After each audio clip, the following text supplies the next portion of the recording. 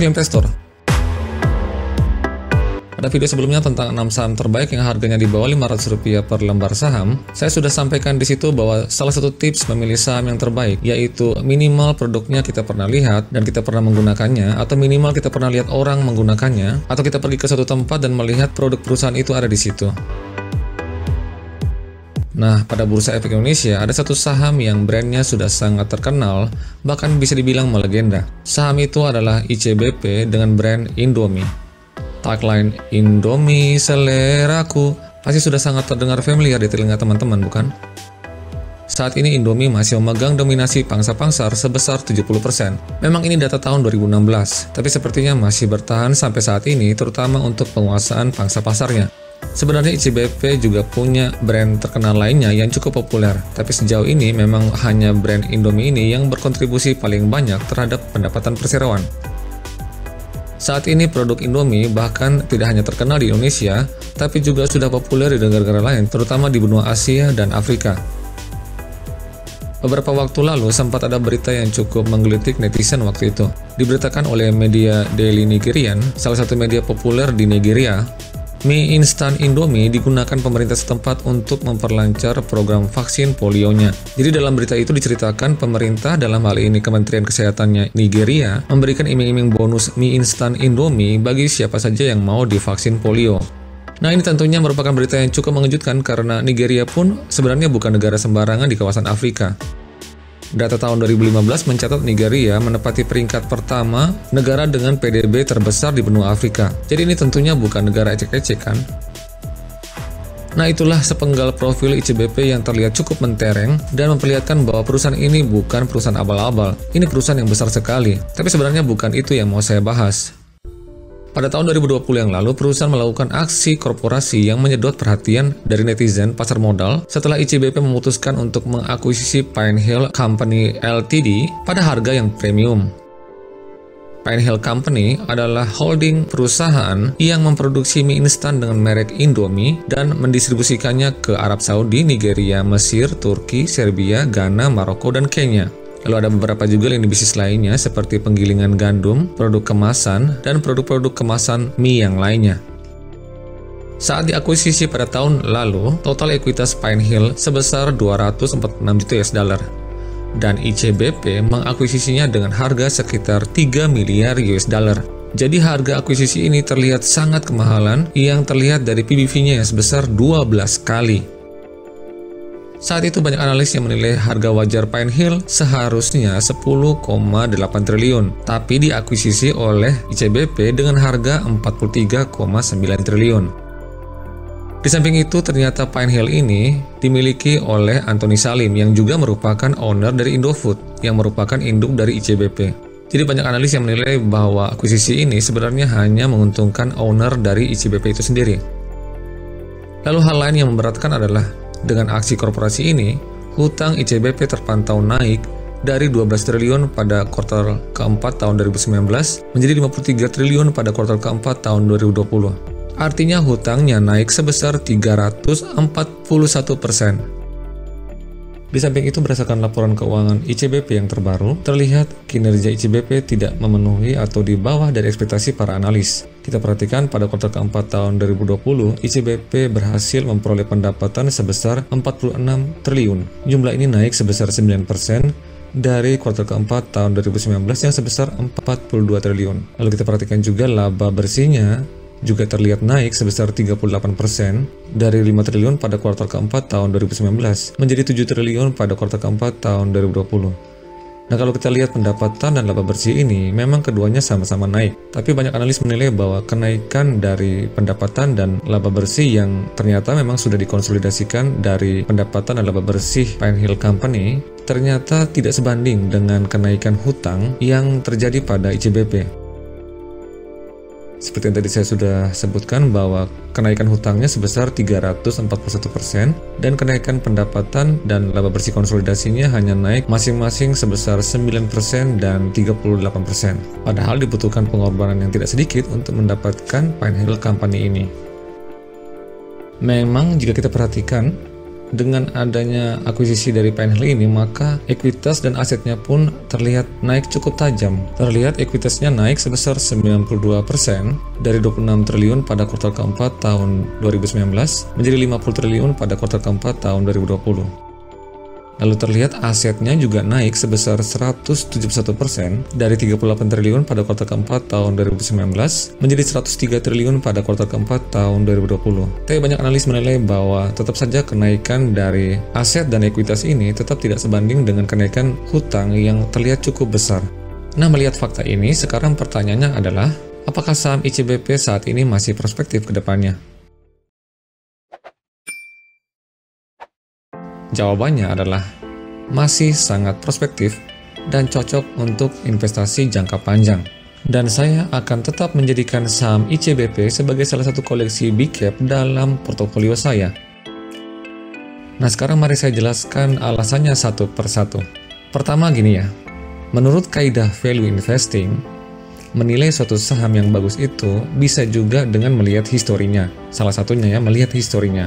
Artinya jika dahulu perusahaan ini sudah punya track record kinerja yang baik, yang bagus, maka kita bisa punya ekspektasi kinerjanya ke depannya akan sama baiknya. Lagian apa yang terjadi pada ICBP saat ini sudah pernah dialaminya pada masa yang lalu. Dan dari masa lalu itu sampai saat ini, semuanya terlihat bahkan tambah lebih baik lagi. Nanti saya akan jelaskan lebih lanjut tentang ini. Oke, sekarang kita mulai dulu dari IPO-nya dulu. Saat IPO tahun 2010, banyak yang menilai saat itu valuasi ICBP tergolong premium. Waktu itu harga perdananya ditetapkan sebesar Rp5.395 per lembar saham. Harga ini sebelum stock split, sesudah stock split ya setara dengan Rp2.697 per lembar saham. Waktu itu PBV ICBP dihargai sebesar 4,1 kali dengan kondisi hutang yang benar-benar sangat tidak sehat. Waktu itu ekuitasnya sebesar 2 triliun, tapi hutangnya sebesar 8 triliun. Jadi banyak analis yang menilai harga segitu buat ICBP sangat tidak worth. Itulah mengapa begitu IPO, harga sahamnya langsung terjun bebas sampai ke titik terendahnya di level 2.169. Dari titik tertingginya pada saat IPO 5.395 per lembar saham. Dan ternyata menariknya, nah ini yang paling menarik nih, kinerja ICBP setelah itu ternyata melesat dengan sangat baik. Kita perhatikan asetnya naik dari tahun 2010 sampai dengan kemarin tahun 2020. Lalu kita perhatikan juga ekuitasnya juga naik secara konsisten. Begitu juga dengan pendapatannya yang juga naik.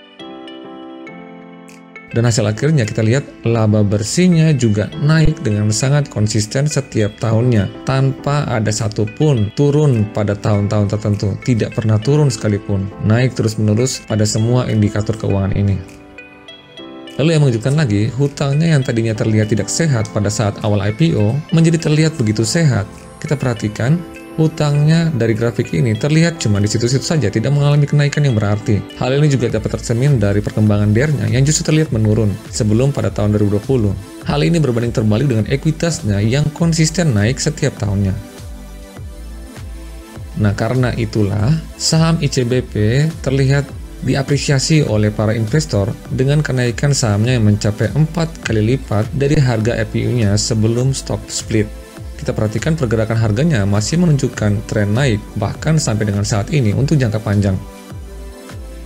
Saya juga mengapresiasi saham ini karena dengan pertumbuhan laba yang konsisten besar seperti itu, ICBP masih mampu membagikan dividen yang terbilang lumayan cukup besar dan konsisten dibagi setiap tahun.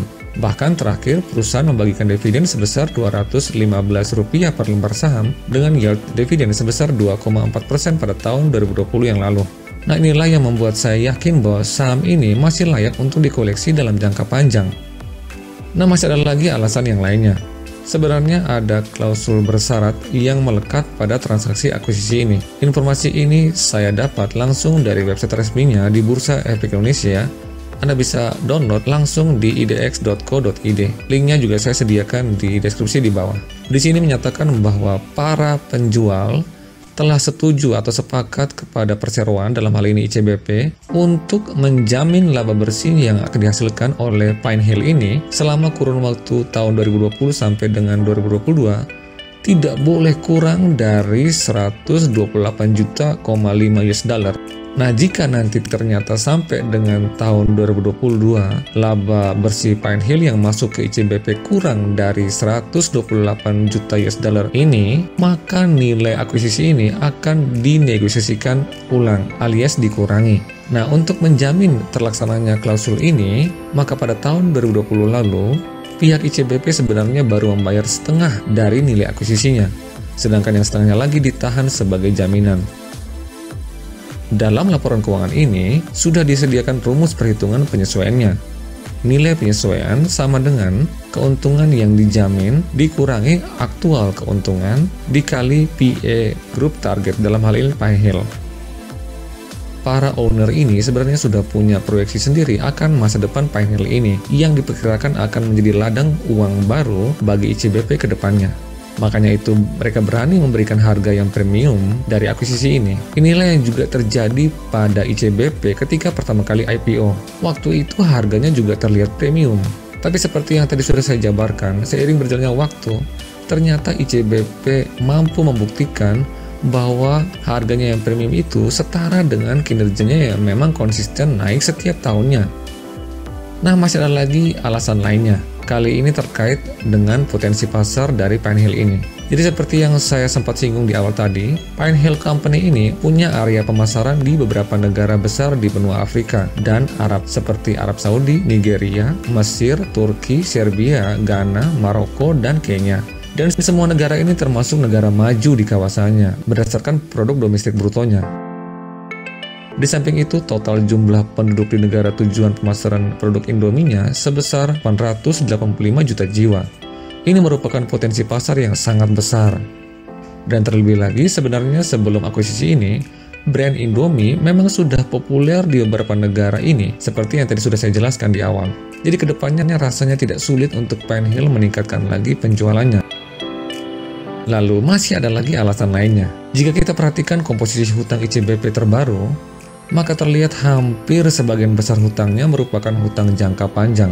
Dan jika kita breakdown lagi dalam penjelasan hutangnya, kesemua hutang ini tanpa jaminan dan dengan bunga yang tergolong rendah. Kita perhatikan 1,35% per tahun untuk pinjaman dalam mata uang yen, 2,09% untuk pinjaman dalam mata uang dolar, dan 5,4% untuk pinjaman dalam mata uang rupiah. Sebagian besar jatuh temponya pada tahun 2025. Saya pikir mungkin karena para bank ini berpikir prospek akuisisi Pine Hill ini sejatinya memang sangat prospektif ke depannya.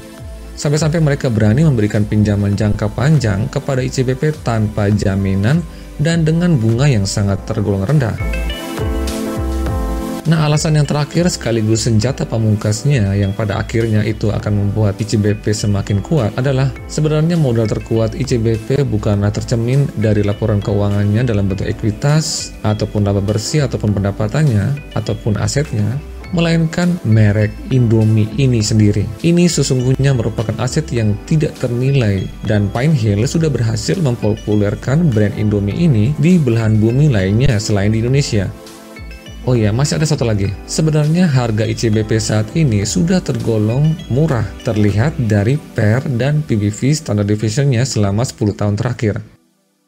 Nah, kita perhatikan grafik ini menjelaskan rata-rata PER ICBP selama 10 tahun terakhir. Kita perhatikan grafik berwarna orange yang disebut sebagai mean PER, yang artinya dalam 10 tahun terakhir, saham ICBP biasanya diperdagangkan dengan PER sebesar 24,6 kali. Nah, saat ini PER ICBP terlihat sebesar 15,7 kali yang terlihat dari grafik berwarna biru ini. Nah, jika kita yakin bahwa suatu saat nanti ICBP ini akan kembali ke rata-rata PER-nya selama 10 tahun, itu artinya kita punya margin of safety sebesar 56% yang saya dapat dari presentasi dari mean PER dan PER-nya saat ini. Begitupun dengan rata-rata PBV-nya selama 10 tahun. Kita perhatikan grafik berwarna orange yang disebut mean PBV, artinya dalam 10 tahun terakhir saham ICBP biasanya diperdagangkan dengan PBV sebesar 4,8 kali. Nah, saat ini PBV ICBP terlihat sebesar 3,52 kali. Nah, jika kita yakin suatu saat ICBP ini akan kembali ke rata-rata PBV-nya selama 10 tahun, itu artinya kita punya margin of safety sebesar 36%. Sama saja mau dilihat dari PER-nya ataupun PBV standard deviation-nya, kita masih punya MOS yang cukup besar dari saham ICBP ini.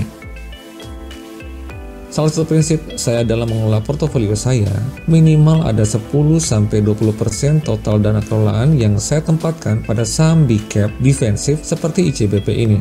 Kedepan memang kita tidak tahu apa yang akan terjadi, tapi kita bisa menilai suatu saham dari masa lalunya dan kenyataannya saat ini. Tapi ingat disclaimer on, jangan Anda membeli saham hanya karena Anda menonton video ini.